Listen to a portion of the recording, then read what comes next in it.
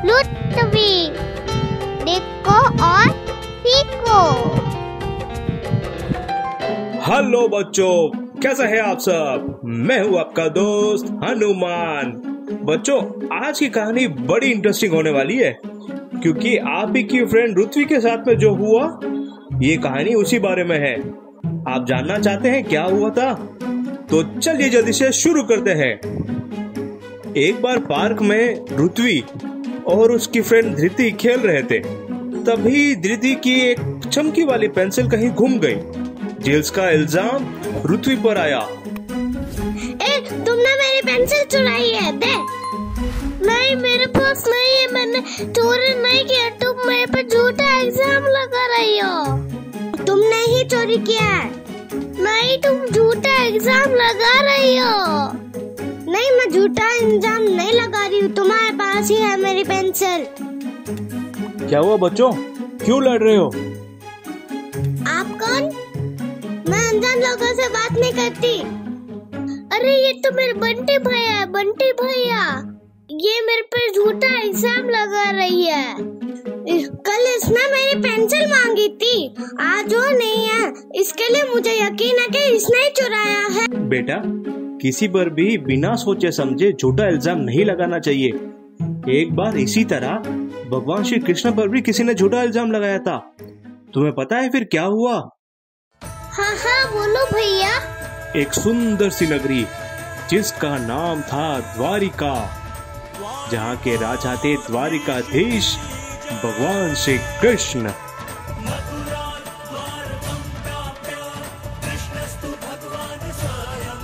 द्वारिका नगरी बड़ी ही सुंदर और संपन्न थी। अपने समय से काफी आगे और काफी आधुनिक थी। द्वारिका नगरी के सारे द्वारिकावासी अपने द्वारिकाधीश से बहुत प्रसन्न रहते थे। एक दिन द्वारिका नगरी में एक ऋषिवर पधारे। हे वसुदेव, आप ही के कुल के दो यादव सत्यजीत और प्रसन्नजीत ने भगवान श्री सूर्य नारायण की तपस्या करके शामंतक मणि प्राप्त की है। ये तो बड़े गर्व का विषय है ऋषिवर। इससे हमारे कुल की मान प्रतिष्ठा बढ़ी है। अब लीलाएं छोड़ो वसुदेव, क्या तुम जानते नहीं कि शामंतक मणि में अनंत कोटि ब्रह्मांड की शक्ति समाई है। अगर ये किसी गलत हाथ में चली गई तो पूरे ब्रह्मांड का विनाश हो सकता है। मैं चाहता हूँ कि तुम सत्यजीत से मणि ले लो और उसे अपने पास रखो। पर यह तो अन्याय होगा ऋषिवर। सत्यजीत और प्रसन्नजीत ने बड़ी कठोर तपस्या करके भगवान श्री सूर्य नारायण से ये मणि प्रसाद रूप में पाई है। अगर मैं ये लेने गया तो ये अन्याय होगा। न्याय अन्याय की बात नहीं है कृष्ण, बात है जगत कल्याण की, और जगत कल्याण के लिए किया गया अन्याय भी न्याय है, और इसे तुमसे अच्छा भला कौन समझ सकता है। अब जाओ और जाकर वो मणि ले लो। ऋषि की बात सुनकर भगवान श्री कृष्ण सत्यजीत के पास गए और उनसे मणि मांगने लगे। हे सत्यजीत, मैं जानता हूँ कि आप बड़ी कठोर तपस्या करके भगवान श्री सूर्य नारायण से ये मणि प्राप्त किए हैं। ये शक्तिशाली मणि आपके किसी काम की नहीं है सत्यजीत। क्या आप इसे मुझे दे सकते हैं? दूर रहो इससे वासुदेव। तुम्हें अब मुझसे जलन होने लग गई ना, कि कहीं मैं तुमसे अधिक शक्तिशाली ना बन जाऊं। मैं तुमसे अधिक शक्तिशाली बन चुका हूँ वासुदेव। अगर तुम्हें ये मणि चाहिए तो मुझसे युद्ध कर लो। मैं आपसे युद्ध नहीं करना चाहता सत्यजीत। आप यादव कुल के हैं और मेरे कुल भाई। आपसे युद्ध करके मैं ये मणि नहीं रहना चाहता। तो चले जाओ यहाँ से कृष्ण। मैं ये मणि तुम्हें कभी नहीं दूंगा। ये मणि सिर्फ मेरी है, मेरी। मैंने इसे अपनी कठोर तपस्या से प्राप्त की है। ये मणि मैं तुम्हें कभी नहीं दूंगा। अब भगवान श्री कृष्ण द्वारिका नगरी वापस आ गए। कुछ दिनों बाद खबर आई कि सत्यजीत शिकार पर गया और कभी लौट कर नहीं आया। सत्यजीत के भाई प्रसन्नजीत को लगा कि जरूर इसमें कृष्ण का ही हाथ है, और वो द्वारिका के राजसभा में जा पहुंचा। हे कृष्ण, हो ना हो तुमने ही मेरे भाई को कुछ किया है। चुपचाप मेरे भाई और उसके मणि को लौटा दो, वरना परिणाम अच्छा नहीं होगा कृष्ण। ये आप क्या कह रहे हैं प्रसन्नजीत? आप मुझ पर झूठा आरोप लगा रहे हैं। मुझे कोई ज्ञान नहीं कि आपके भाई कहाँ गए, और आपकी मणि मेरे पास नहीं है। झूठ मत बोलो कृष्ण, तुम कितने बड़े झूठे हो, छलिए हो, ये सब जानते हैं। कुछ दिनों पहले तुम आए थे मेरे भाई के पास ये मनी मांगने, मेरे भाई ने तुम्हें साफ मना कर दिया। अब मुझे पूरा यकीन है कि तुमने ही मेरे भाई को कहीं छुपाया है और उसकी मनी चुरा ली। मेरे भाई की मनी मुझे लौटा दो और मेरा भाई मुझे लौटा दो कृष्ण।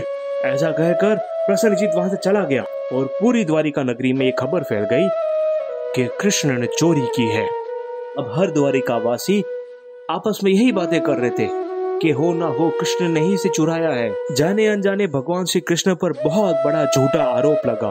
भगवान श्री कृष्ण अपने ऊपर लगे इस आरोप से बहुत परेशान थे। तभी सेनापति ने आके भगवान श्री कृष्ण को खबर दी कि पास ही के जंगल में सत्यजीत का शव मिला है और शव से कुछ दूर ही एक बड़ी सी गुफा है जहां हर कोई जाने से डर रहा है।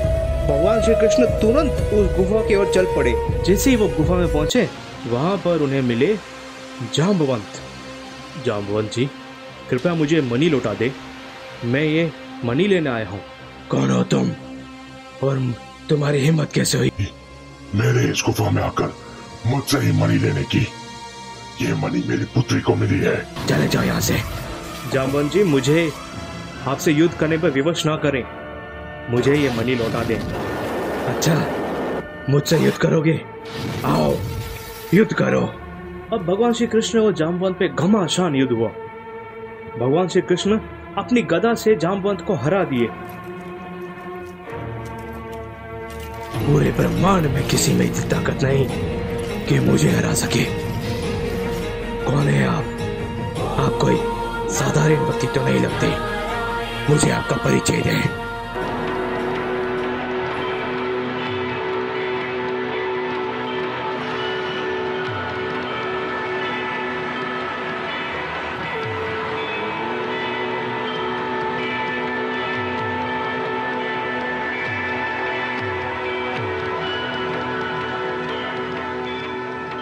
क्या आपने अब भी मुझे नहीं पहचाना जाम्बवंत? नारायण, आप? आओ भाग्य मेरे नारायण, आओ भाग्य मेरे। भावुक ना हो जाम्बवंत, आप सतयुग से इस धरती पर रह रहे हैं। अब समय आ गया है कि आप अपने इस जीवन काल को यही समाप्त करें जाम्बवंत। जैसी आपकी आज्ञा नारायण, किंतु मेरी पुत्री का क्या होगा? अगर मैं चला जाऊं तो मेरी पुत्री अकेली हो जाएगी। आप अपनी पुत्री की चिंता ना करें, मैं उनसे विवाह कर अपने साथ द्वारिका ले जाऊंगा। आपकी पुत्री जाम्बवंती अब मेरी पत्नी के रूप में द्वारिका नगरी में राज करेगी। आज से आपकी पुत्री जाम्बवंती मेरी पत्नी है। ओ भाग्य मेरे प्रभु, आपने मेरा जीवन सफल कर दिया। अब आप मुझे मुक्त करें प्रभु, मुझे मुक्त करें।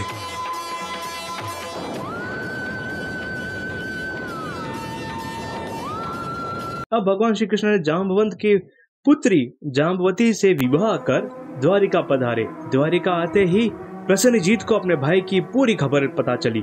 प्रसन्नजीत बड़ा ही भावुक हुआ। जाम्बवती ने प्रसन्नजीत को वो मनी लौटा दी।